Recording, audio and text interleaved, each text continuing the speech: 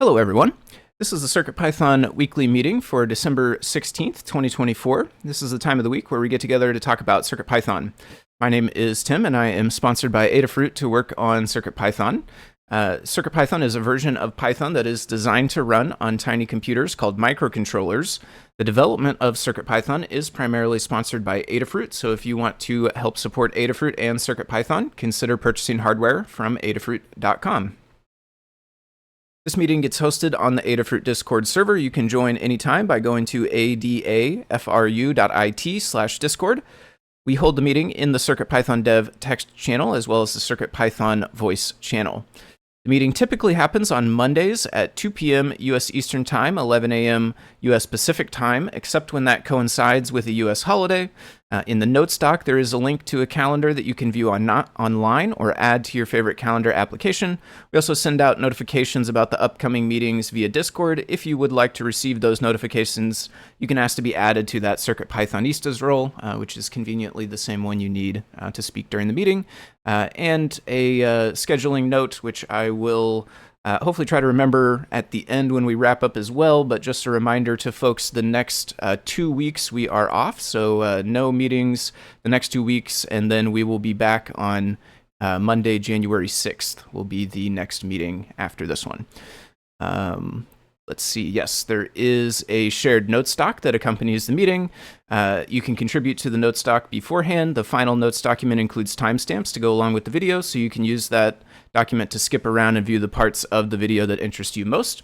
After each meeting, we post a link to the next the next week's meeting notes here in the CircuitPython dev channel on Discord. You can check the pinned messages in that CircuitPython dev channel throughout the week and find the notes doc for the upcoming meeting, which you can fill in at your leisure. Whenever you think of hug reports or status updates, you can drop those in throughout the week. You don't have to wait until Mondays. All right, so a bit about the meeting structure. The meeting is held in 5 parts. The first part is community news. That's a look at all things CircuitPython and Python on hardware. It's a chosen set of items from the Python on Microcontrollers newsletter. The second part is the state of CircuitPython, the libraries, and Blinka. This is a quantitative overview of the entire project. It's a chance to look at the project by the numbers, separate from our status updates. And I notice just now, Scott's not with us. He's traveling. Dan or Jeff, sorry to put you on the spot. Would one of you be able to read the core section when we get to it? I appreciate it. Thanks. The third section and the first of our round robins is the Hug Report section. That's an opportunity to highlight good things that folks are doing. Take some time to recognize awesome folks in our community. The fourth part, and the second of our 2 round robins, is the status updates section. That's an opportunity to report on what we've been up to. You can take a couple of minutes, talk about what you've been doing in the last week since the last meeting, and what you'll be up to over the next week. The fifth and final part of the meeting is In the Weeds, which is an opportunity for some more long-form discussion. These discussions can either be topics that came out of status updates, or they can be identified ahead of time as something that is too long or in-depth for status updates. So that covers how the meeting will go, and with that, I will take our first timestamps here and kick off the community news in the let's see here. Yes, these items these items and more are available in the weekly Python for Microcontrollers newsletter, which goes out via email on Monday mornings. You can visit adafruitdaily.com to subscribe to that newsletter. Thanks to Anne, as always, for putting the newsletter together. If you do have Python on hardware projects to share, you can send those to, let's see, let me make sure I get the right email, which I thought was in here, but maybe I'm mistaken about the email. So at an engineer you can tag. There we go. Thank you, Ann. cpnews@adafruit.com, which is in fact right in front of my face right there. You can also post with the hashtag CircuitPython on Mastodon or X. And those items this week, let me fix the first timestamp here since I kind of went on a bit of a tangent. Those items this week that I identified from the meeting to drop into the notes here, the Raspberry Pi 500 keyboard debuts along with an HDMI monitor. Raspberry Pi has released 2 hotly anticipated products, the Raspberry Pi 500 keyboard-sized computer, which is available for $90, and the Raspberry Pi monitor for $100. There are links to those products here, as well as a link to Raspberry Pi News with some more information about them. Next up, Adafruit visits Boston College. On Friday, December 6th, Adafruiters, Noe and Liz, visited the Boston College for Professor John Gallagher's Students Tech Showcase, joined by BC alum and maker Guy DuPont. So check out the link here to Adafruit blog, and I encourage you, if you didn't see that post already, definitely take a look at that. You can see all of the neat projects that the students have made. It's always really cool stuff to look into what Professor Gallagher and his students are up to. So cool stuff. Thanks to Liz and Noe for going and checking that out and taking all sorts of interesting photos. Next up, we have the Mu CircuitPython code editor is going to be sunset in the year 2025. In a Made with Mu blog post, the developers of the Python code editor have announced that they'll retire the app in 2025. Mu has been the recommended editor for CircuitPython for a while. There is more choice in editing environments now, as detailed in past newsletters.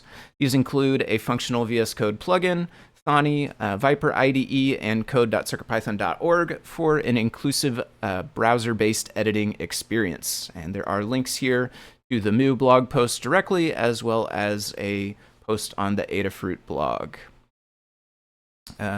And then next up, we have PyLadiesCon 2024 videos are available. PyLadiesCon 2024 was December 6th through the 8th with many interesting speakers. The videos have now been posted to YouTube. And last but not least this week, the project of the week was a nightlight turned into a weather cloud. Reddit user Shoddy Perspective V2 demonstrates a nice CircuitPython project, and they went on to say about it, purchased some cute nightlights. I installed an Adafruit Feather V2 with CircuitPython 921 and an Adafruit Joule, added a battery and power switch. It pulls the weather code from Open Metro, which is assigned a color, and then pushed to the NeoPixels. Changed the switch position from version 1 on the bottom, works better than on the side. And they say it's a very easy, cute project, which I can definitely concur. The clouds here in the photo are very cute, so check that out if you have not. All right, let me get the last timestamp here for the newsletter details, and I'll tell you a bit more about where these come. I think I mentioned some of this, but just to wrap up on the newsletter, the Python on Microcontrollers weekly newsletter is a CircuitPython community-run newsletter, which gets emailed every Monday. The complete archives are available at adafruitdaily.com. It highlights the latest Python and hardware-related news from around the web, including CircuitPython, CPython, and MicroPython developments. To contribute your own news or projects, you can edit next week's draft on GitHub. You can submit a pull request there with changes. You can also email cpnews@adafruit.com or tag a post with hashtag CircuitPython on Mastodon, Blue Sky, or X. All right. So with that, I will take another timestamp, and we will get into the state of CircuitPython, the libraries, and Blinka. As a reminder, this is a quantitative overview of the entire project. Gives us a chance to look at the health of the project separate from our status updates. We'll talk about the project overall, and then separately discuss the core, the libraries, and Blinka. So first up, we have stats for overall this week. I will take a timestamp. Overall, we had 24 pull requests merged by 8 different authors. A couple of names here that were newer or just less familiar to my eye. So these folks might be newer contributors or just less frequent contributors, or their names could have just slipped through the cracks and I don't recognize them as much. Those names this week are D. Drown, M4TK, Timeline 8, and Shubham 0x13. So thanks to those folks, as well as our other contributors this week. We had 5 reviewers, so thank you to our reviewers, mostly the usual suspects there. And we had 32 issues closed by 9 people, with 5 new issues opened up by 5 people. And I will pass it over to Jeff to tell us about the core for this week.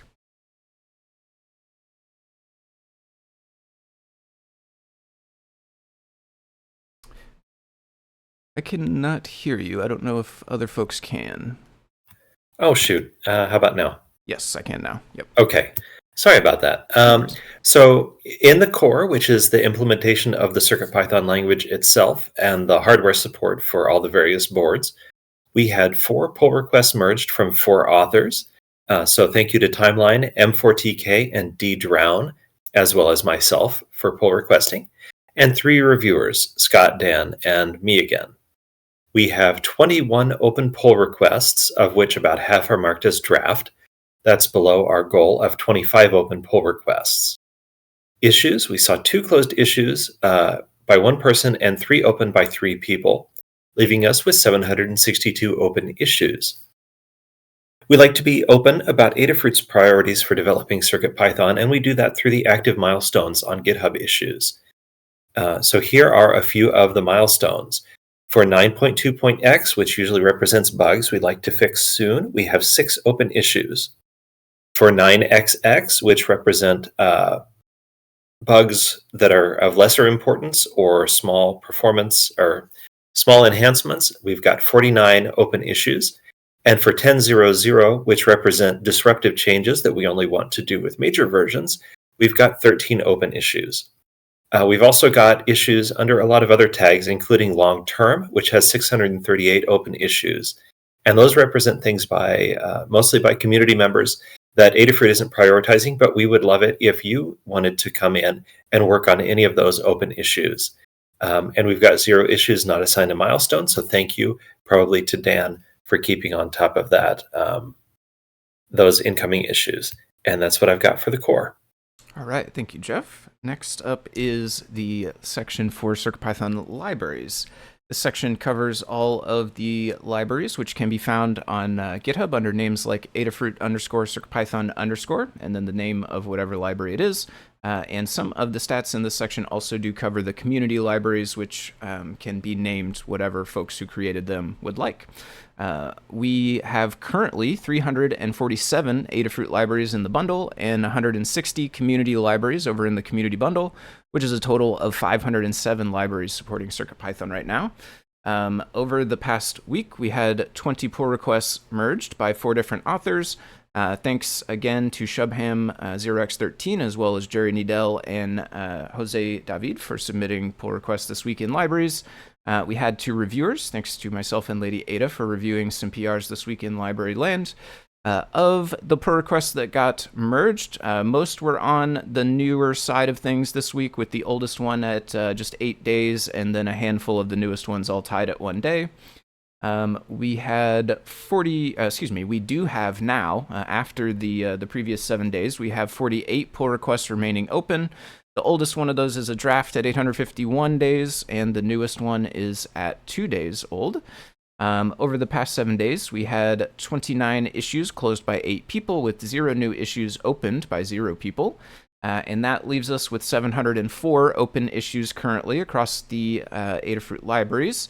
And there are 4 of those currently that are labeled as good first issues, which you would be able to find listed over at circuitpython.org/contributing, which is the website where you should head if you are interested in getting involved in CircuitPython. On that page, when you first land there, you're going to see a list of all the open PRs. So this is proposed changes that people have submitted, and it's waiting for someone to take a look over it. This is usually the first place where we point folks who want to get involved to. You can take a look through that list of open PRs, find anything that is either interesting to you or that you've got the hardware for or some knowledge about. Click on through to GitHub, take a look at the actual changes in the code that were submitted. You can look it over for spelling, syntax, logic, anything like that. If you do have the hardware and you're able to test it out, go ahead and give it a try, and you can leave a comment there on GitHub letting us know what you found when you looked it over. If you were able to test it out, let us know how it went in that comment there. And if you get comfortable with the process of doing that, reviewing and testing and leaving the comments over on GitHub, and you would like to get leveled up to leave official reviews, we can work with you to make that happen. If you want to start getting your hands dirty to submit some changes of your own, on that same page, circuitpython.org/contributing, along the top, you'll find a couple of different headers. If you click over to the issues header, you'll find a list of open issues. It's very similar looking to the open PRs, but these ones link over to open issues on GitHub, so they do not have any code submission yet. They're waiting for a person to come along and be interested and willing to submit some changes to implement either a fix for a bug or a new feature or some new documentation or whatever the issue happens to be about. So if you want to get involved on that front, you can look again through the list on that page, circuitpython.org/contributing, find something that is interesting to you or that you've got the hardware for. That's more important if you are going to be working on the actual code. Go ahead and have a shot at whatever it is, if it's fixing a bug or adding a new feature or whatever, and submit a PR with your changes. If you need help with the version control process, we have a guide for contributing to CircuitPython using Git and GitHub. We also have folks who are around throughout the week who are more than happy to help you out with that process. So if you would like to contribute, whether that's reviewing or submitting your own PRs, and any part of the process, be it version control or pre-commit or anything else in GitHub is giving you trouble, and you feel like you need some help, please just come say hi on Discord. Let us know that you're interested, what you're working on, and that you're having some trouble, and folks will be very happy to help you get it worked out. We want everyone to be able to contribute in whatever way works best for you. So the library updates in the past 7 days are listed here in the notes doc. I'll let you take a look through those if you'd like to. And next up, I will take another timestamp and tell you about the stats for Blinka this week. Let me do a bit of an intro here. So Blinka is our CircuitPython compatibility layer. This allows CircuitPython libraries to be used on Raspberry Pis and other single-board computers, and in some cases even on PCs if you've got a little USB adapter board. Across all the Blinka repositories this week, we had no pull requests merged, no authors, no reviewers. There are 12 of them open, with a couple of them on the newer side, and there was one issue closed, I should say, by one person last week, and there were 2 new issues opened up by 2 people, which leaves 115 open issues currently. There were 24,806 PyWheels downloads in the last month, and Blinka is currently supporting 146 different devices. Right. Next up, I will another timestamp and tell you about the Hug Reports section. So this will be Hug Reports. This is the first of our 2 round robins. Hug Reports is a chance to highlight folks in the CircuitPython community and beyond for doing awesome things. I'll start, then we'll go down the list alphabetically to give everyone a chance to participate. If you're text only or missing the meeting, then I'll read your notes when we get to them in the list. So I will kick it off, and then Dan is after me, so I'll go first. This week, thanks to Cooper on Discord for some suggestions for the API, for naming various things in the API for a smart light that I was working on, and for dropping a nice link with knowledge about color temperature information to Wikipedia. That was very helpful. Thanks. To DJDevon3 for stopping by the stream. It was nice to see you. To Shubham0x13, thanks for submitting some more optimizations in the display text library. This person has submitted a few over the last couple of weeks, and I do appreciate it. Thanks to Jeff for looking into a driver library that had a long int overflow issue for some devices, and spotting an issue with the code that was making use of that long int. And then plus another one for sending out the reminder ping for the meeting today, which I did not remember to do. Appreciate that. And then a group hug for everybody as well. Thanks for being awesome. Next up is Dan. All right, thanks. Okay, so first of all, thanks to 2 Discord users, EJG Morrington and JF Abernathy, who were having trouble with some various things, and it turns out that they basically discovered bugs, and that's great. So just helping them out and diagnosing their problems led to things that we need to fix.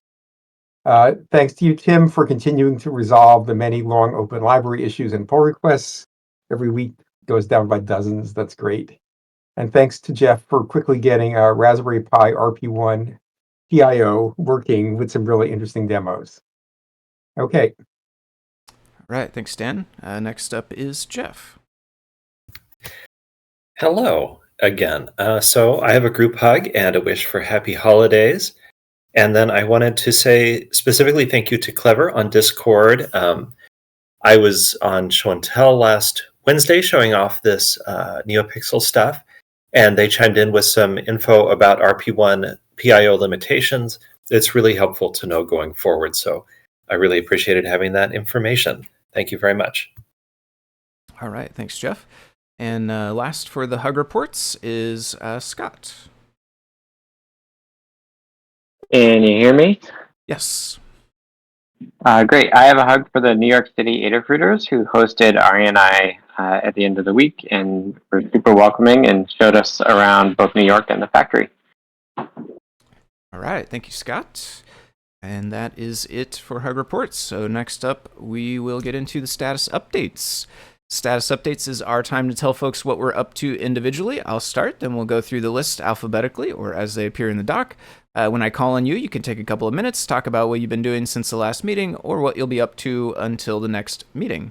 If a discussion becomes too long for status updates, we can always move that down to in the weeds. So I will get us kicked off here after I take a timestamp. Over the past week, I have continued working on various different library issues. The ones that stuck out in my mind for this week were the HX711, which is a ADC, I think. So that was the one with the long int issue that I was talking about before. The BMP280, in that one I changed the examples to use the same pins that the Learn guide used. And then in the LED animation library, I fixed an issue with the Comet animation. When you have the tail set to more than 256, it caused it to draw all red. And so there is a fix submitted for that. And then over in the same library, but a different animation, in the rainbow animation, I added a property for the period configuration. That was originally an argument you could pass in the initialization, but there's no way to change it after you initialized it. So now there is a property that you can update whenever you would like. Outside of libraries, I wrote the first draft. Well, I say outside of libraries, and I say I wrote the first draft of a library, but outside of libraries that already exist in the bundle, I wrote a first draft of a library that allows integration with Wiz connected lights. These are kind of like a cheaper, newer version of Philips Hue. They still have some Philips Hue lights out there, but these ones are much easier to find. They have Philips branded ones. They don't have a base station, and they are a couple of times cheaper. So they're interesting smart lights, and I've been working on integrating them with CircuitPython. There's a number of different ways that they can be controlled. You can hook them up to all sorts of existing smart home platforms and stuff. But one of them that's super easy to integrate with is once they get connected to the network, they listen for UDP commands to come in on a certain port. So I've created the library to let you specify the IP, and then you just get properties to interact with, like setting colors, turning the lights on and off and stuff, and it will take care of sending those commands over to the light for you. Other than that, I continued work on the Carol the Robot implementation I spoke a bit about last week.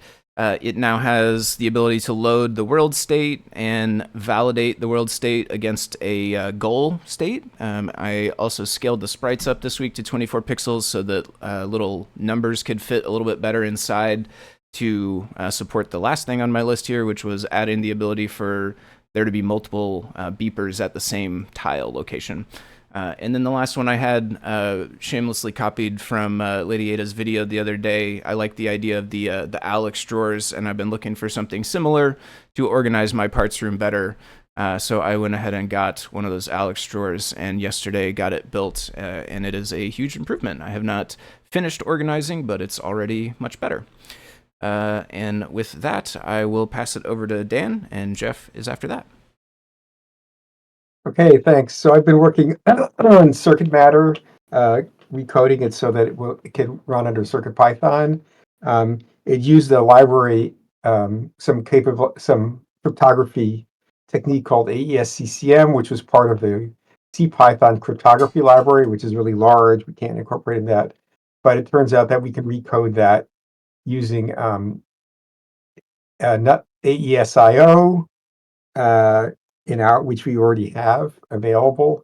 So I recoded that, mostly just stealing the code from some existing small library that somebody else had. It's not tested yet, but I expect it to work.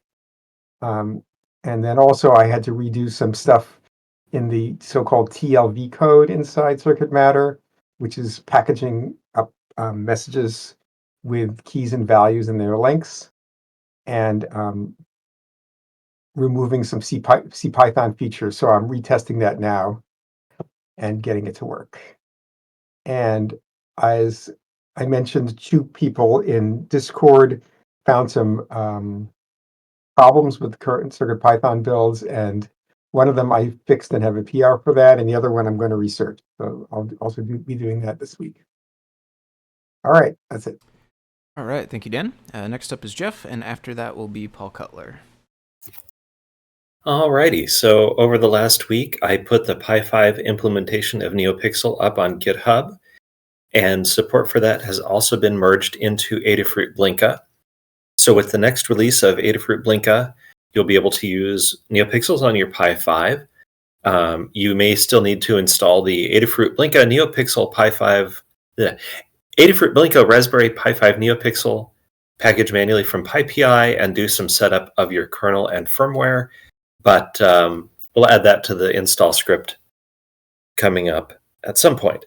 The other thing that I've gone on to work on is a RGB matrix for the Pi 5, also using PIO.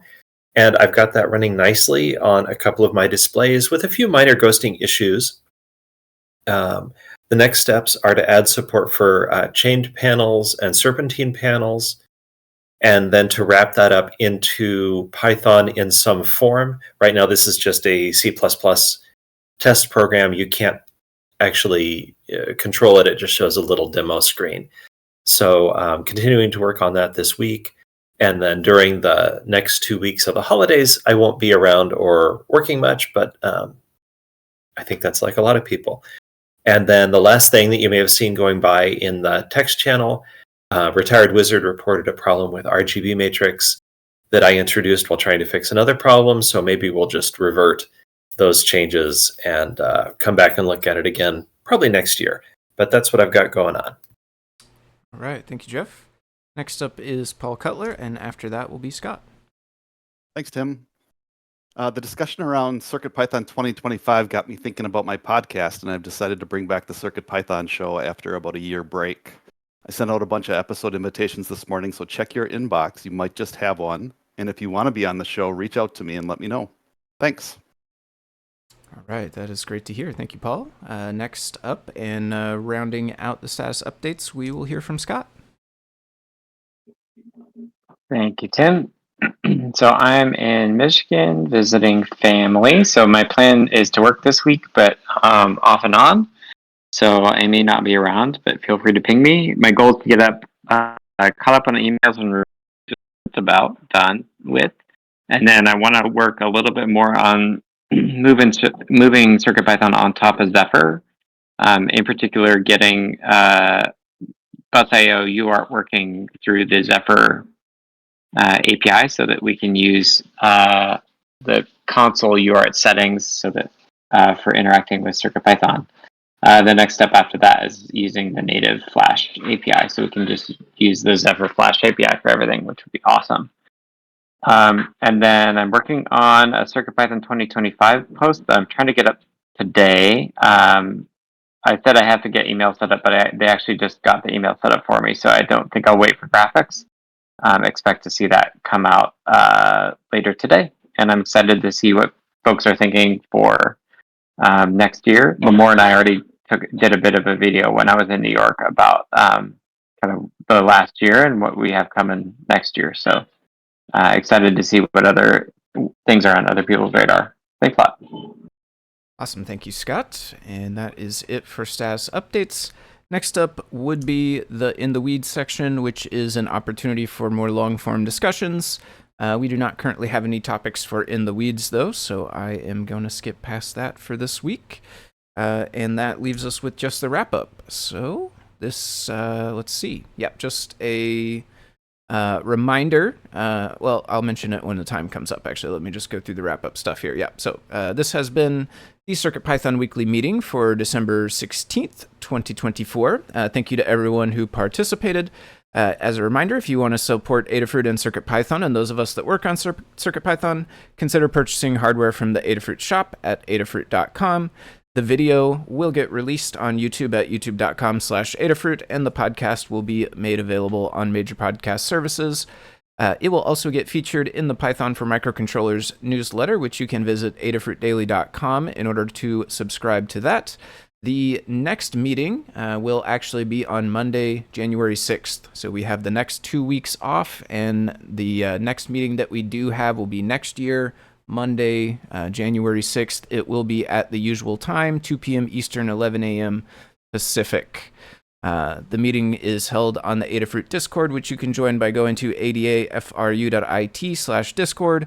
If you'd like to be notified about the meeting and any changes to the day or time, you can ask to be added to the CircuitPythonistas role there on Discord. So that is it for this week. Thanks to everyone, and we will see you all in a couple of weeks.